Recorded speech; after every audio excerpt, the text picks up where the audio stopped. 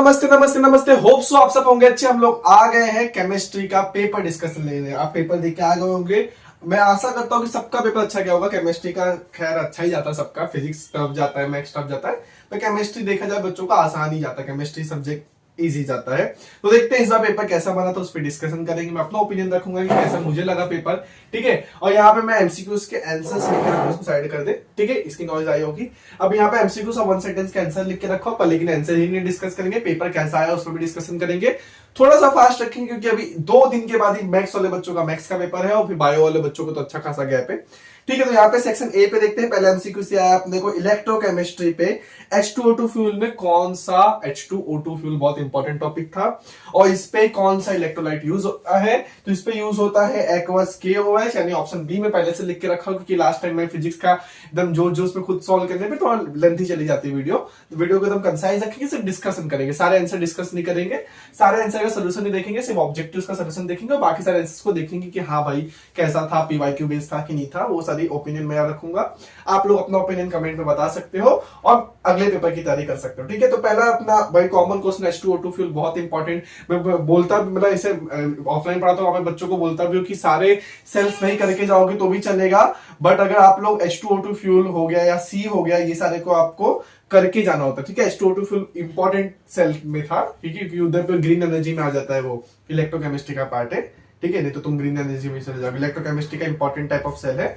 इसमें H2O2 fuel cell में कौन सा इलेक्ट्रोलाइट यूज होता है, तो एक्वस KOH यूज होता है, यानी ऑप्शन बी। सेकंड बोला oxidation state of bromine in HOBRO2, यानी इनऑर्गेनिक का क्वेश्चन है। तुमको ब्रोमीन का ऑक्सीडेशन स्टेट निकालने बोला, क्लास 11th में सीख लोगे, एक्स मानोगे, बाकी सबका ऑक्सीडेशन स्टेट देखोगे। तो यहाँ पे अगर तुम निकालोगे तो इसका ऑप्शन आ जाएगा सी तुम्हारा, यानी +3 आ जाएगा ब्रोमीन यहाँ पे। और थर्ड वाला दिया है एसीटोनाइट्राइल में be prepared by heating the following reactant.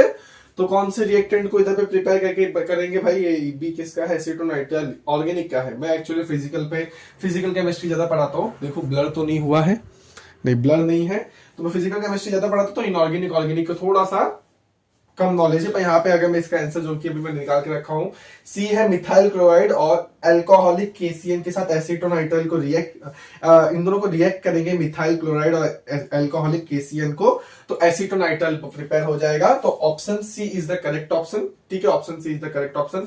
फिर आगे बढ़ेंगे और एमसीक्यूज देखेंगे। तो चौथा एमसीक्यू अपने को बोल रहा है the carbonated water is an example of what. Carbonated water CO2 पानी में है, तो इधर पे इसका ऑप्शन जो है सी है, यानी गैस इन लिक्विड कॉमन से कार्बोनेटेड वाटर। कार्बोनेटेड वाटर तुम हेनरीज लॉ पढ़ोगे, सोल्यूशन में वहां पे भी दिया है कि CO2 को पानी में डालते हैं, तो CO2 गैस है और पानी लिक्विड है, तो गैस इन लिक्विड ये सोल्यूशन होना चाहिए। Option C is the correct option. Fifth वाले की बात करें तो रेट कांस्टेंट का अपने को the unit of a rate constant is per second, the order of the reaction per second, यानी S-1 है। S-1 किसका होता है, यहाँ पे जनरलाइज फॉर्मुला देखते हैं इलेक्ट्रोकेमिस्ट्री पढ़ते, इलेक्ट्रोकेमिकल काइनेटिक्स पढ़ते वक्त, तो वहां पे पर सेकंड यानी S-1 आया, तो वो फर्स्ट ऑर्डर रहेगा, यानी option B is the correct option. फिर आगे सिस्टम रिलीज कर रहा है 10 किलो जूल, यानी -10 किलो जूल। ये तो फिजिक्स का भी सवाल है, केमिस्ट्री में भी, फिजिकल केमिस्ट्री में पढ़ा था, -10 किलो जूल। और perform 15 kilo joule of work on the surrounding. System ने परफॉर्म किया हुआ। कभी फिजिक्स होता तो सिस्टम परफॉर्म करा तो पॉजिटिव लेते, बट ये केमिस्ट्री है, केमिस्ट्री में अगर सिस्टम काम कर रहा है तो उसको नेगेटिव लिया जाएगा। तो -15 -10 कितना हो जाएगा अपने को फाइंड करने बोला, चेंज इन इंटरनल एनर्जी। -15 -10 कितना हो जाएगा, -25। तो D is the correct option here. ठीक है, बहुत बच्चे यहाँ पे +25 भी करके आए होंगे, कुछ प्लस कुछ माइनस करके फिजिक्स से कंफ्यूज हो गए होंगे। पर यहाँ पे अगर प्रैक्टिस किए रहोगे तो आपको पता रहेगा इसका आंसर है -25 किलो जूल। 7th वाले की बात करो तो coordination complex ion of CONO2 है और यहाँ पे ONO है, तो ये है लिंकेज आइसोमर, क्योंकि NO2 से भी कनेक्टेड, तो ये है लिंकेज आइसोमर, यानी option C is the correct option for 7th one. 8th की बात करें तो ये इनऑर्गेनिक का सवाल है, बेसिक स्ट्रेंथ पूछा है अमाइन से, इनऑर्गेनिक बोलू चाहे ऑर्गेनिक बोलू, उधर पे फिजिकल प्रॉपर्टी में आता है, बेसिक स्ट्रेंथ पूछा है अमाइंस और अमोनिया की। तो इसका ऑप्शन जो है, इसका ऑप्शन है डी, NH3R NH2 R2NH और R3N। ठीक है, तो D is the correct option for 8th।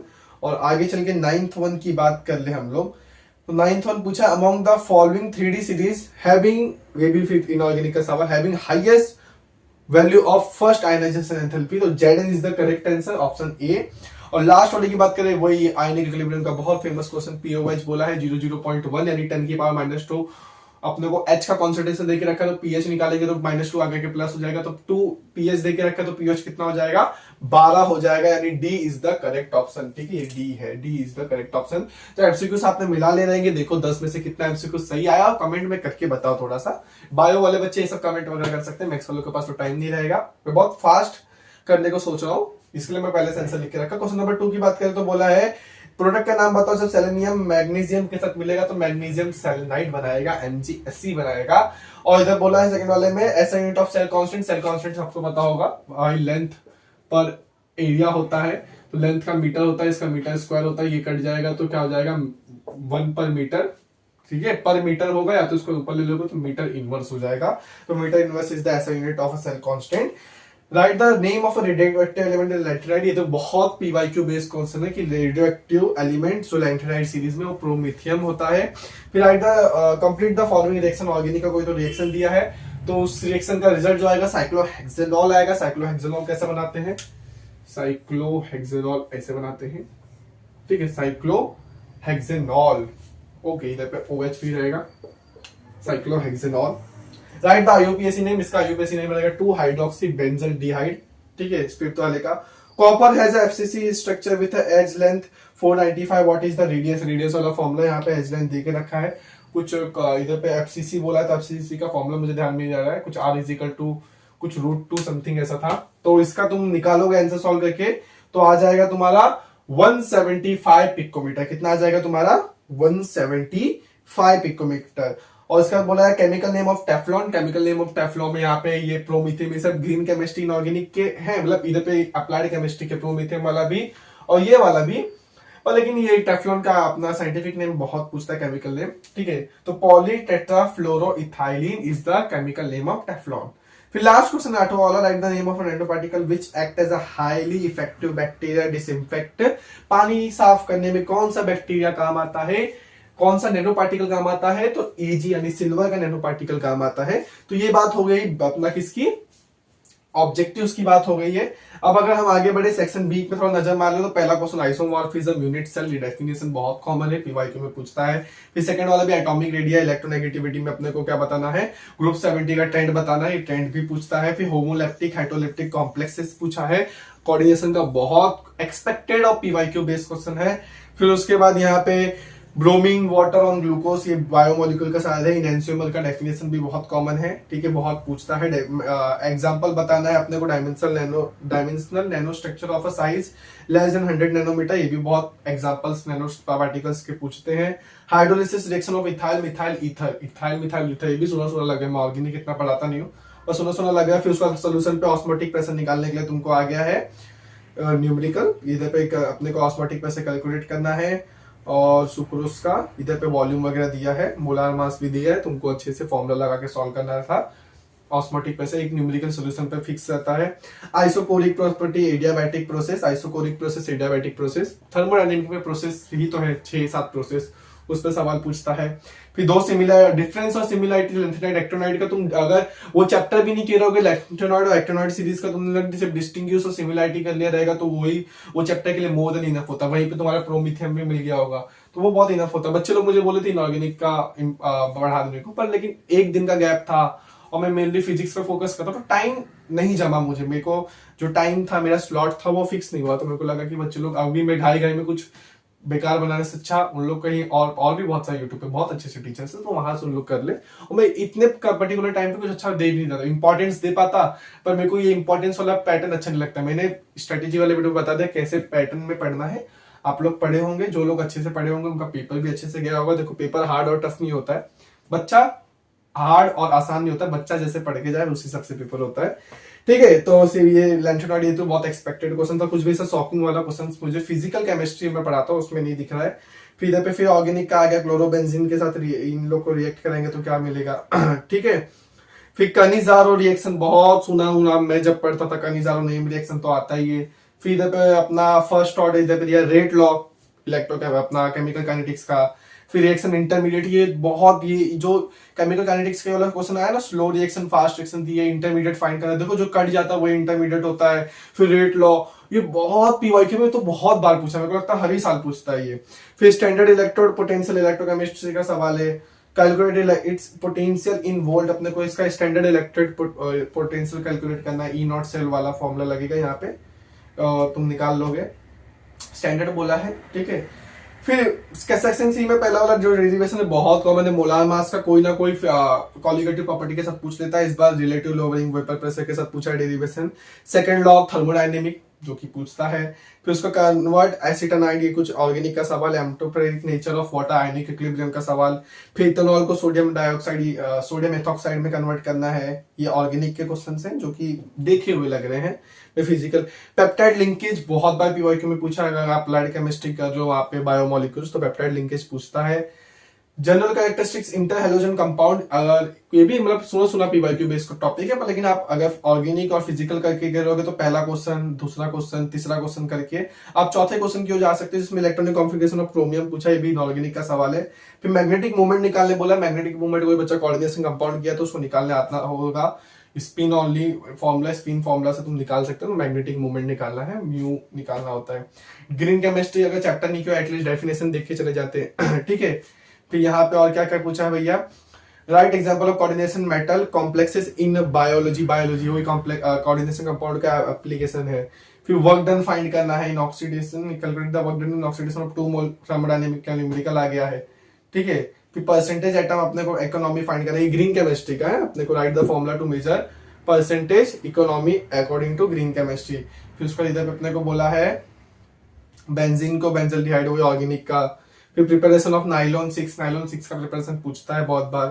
फिर इधर पे आ गया है S3 play ion colourless Mn3 colourless explain, इधर पे कुछ एक्सप्लेनेशन आ गया है इनऑर्गेनिक का।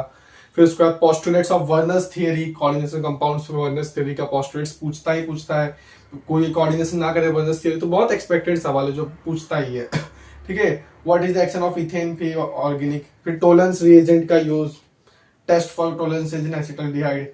Structure of zwitter ion, zwitter ion तो भाई बहुत एक्सपेक्टेड, बहुत आईएमपी टॉपिक में आता है। फिर कॉमन आयन इफेक्ट बताना है किसका, आयोनिक इक्विलिब्रियम में। फिर preparation of glucose from starch, फिर स्ट्रक्चर बोला है। फिर इधर पे आ गया है भाई फिर से केमिकल काइनेटिक्स पे एक अच्छा सा न्यूमेरिकल द रेट दे के रखा है यहाँ पे, ए का कॉन्सेंट्रेशन बी का कॉन्सेंट्रेशन देखा है, रेट कांस्टेंट फाइंड करना है, ठीक है अपने को। और फिर उसके बाद हम सेक्शन डी की ओर बढ़ेंगे, सेक्शन डी देख लेते हैं। सेक्शन डी में आइसोटोनिक सोल्यूशन, हो सोल्यूशन चैप्टर का, मॉलिक्यूलरिटी ऑफ रिएक्शन, ये भी बहुत एक्सपेक्टेड सवाल है।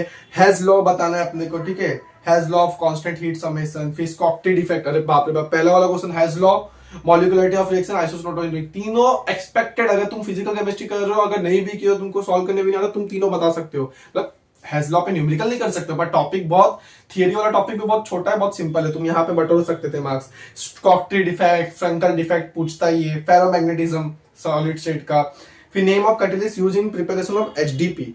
अब किसी ने हाई डेंसिटी प्लास्टिक होता है, ये पॉलीथीन की प्लास्टिक समथिंग होता है, पॉलीमर केमिस्ट्री का, किसी ने पढ़ा रहेगा ना, एलडीपी एचडीपी इंपॉर्टेंट टॉपिक होता है, वहां से बता सकता है। फिर स्ट्रक्चर ऑफ आइसोप्रीन और natural rubber, isoprene unit of a natural rubber, ठीक है, ये भी एक्सपेक्टेड सवाल है। फिर उसका calculate the atomic effective coordination compound किया तो EAN बहुत पूछता है वहां पे, इफेक्टिव एटॉमिक नंबर निकालने आता है। फिर dot neat label diagram of lead accumulator, lead accumulator, ठीक है। पहला दो क्वेश्चन आसान था, फिर तीसरा वाला क्वेश्चन थोड़ा इनऑर्गेनिक और अप्लाइड केमिस्ट्री के बीच में आ गया। दो एडवांटेज बताना है हाइड्रोजन ऑक्सीजन फ्यूल सेल, देखो H2O2 फ्यूल सेल पे एक एमसीक्यूज भी आया है और एक मार्क्स या 2 मार्क्स का यहाँ पे रहेगा। 2 मार्क्स का कितना एडवांटेज, 2 एडवांटेज, 2 मार्क्स का रहेगा, 2 मार्क्स और एक एमसीक्यूज का 3 मार्क्स का H2O2 सेल पे सवाल आया, H2O2 फ्यूल सेल पे, ठीक है।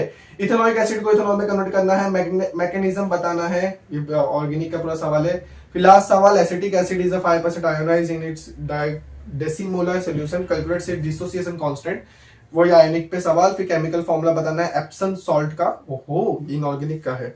फिर 2 यूजेस बताने H2SO4 की, ये भी इनऑर्गेनिक का है। पेपर ओवरऑल मेरे को सेक्शन डी में भी स्टार्टिंग के 2 सवाल तो बहुत मस्त थे, 3 ही करने होता है, किसी ने ऑर्गेनिक करके गया होगा तो सेकंड लास्ट सवाल भी ऑर्गेनिक का था। तो फिजिकल ऑर्गेनिक का फिजिकल, देखो इनऑर्गेनिक और अप्लाइड को क्यों नहीं बोलते, क्योंकि उसमें बहुत रट्टा वाला पार्ट होता है और ज्यादा वेटेज भी नहीं बनता, वहां से रटना भी बहुत पड़ता है, वेटेज भी नहीं पड़ता है। इससे अच्छा आप ऑर्गेनिक और फिजिकल उठा के लेके जाते तो बहुत मजा आता, पेपर आउट ऑफ जैसा फोड़ के आते, थोड़ा बहुत अगर अप्लाइड वगैरह के इंपॉर्टेंस कर लिए होते। तो ये थे भाई इसका ऑब्जेक्टिव का आंसर। मेरे हिसाब से पेपर आसान था, जो कि हर साल केमिस्ट्री का पेपर आसान ही होता है, मैं अंडर एस्टिमेट नहीं कर रहा हूं, बट यही मेजोरिटी सर्वे ऑफ बच्चे जो सर्वे होता है या पूछा जाता है, तो बच्चे लोग का यही मेजोरिटी बच्चों का कहना है कि केमिस्ट्री आसान है, फिजिक्स टफ है, मैथ्स भी टफ है। ठीक है, मैथ्स बहुत किसी का भी वाइस वर्सा होता है, ज्यादा टफ किसी को मैथ्स लगता है, किसी को फिजिक्स। पर केमिस्ट्री हमेशा बीच में शांति में बैठा था, सब बच्चों को पसंद होता है। तो इसी के साथ ये पेपर डिस्कशन खत्म करते हैं। मैं आशा करता हूँ आप सबका पेपर बहुत अच्छा गया होगा। अभी आपका मैथ्स है तो मैथ्स की तैयारी एकदम जोरों से चालू कर दो, स्ट्रेटेजी वीडियो आ जाएगी। और बायो है तो बायो की तैयारी भी एकदम जोरों शोरों से लगा दो, दिन ज्यादा ऐसा नहीं आपको बायो में फोड़ना है, उस हिसाब से क्या तैयारी चालू कर लो। और मैथ्स वाले बच्चे तो 2 दिन है आपके पास, 2 दिन घिस लो, मैथ्स और मैथ्स टू स्ट्रेटेजी वीडियो में बात करते हैं। तो आप पढ़ाई करते रहे, keep studying, all the very best.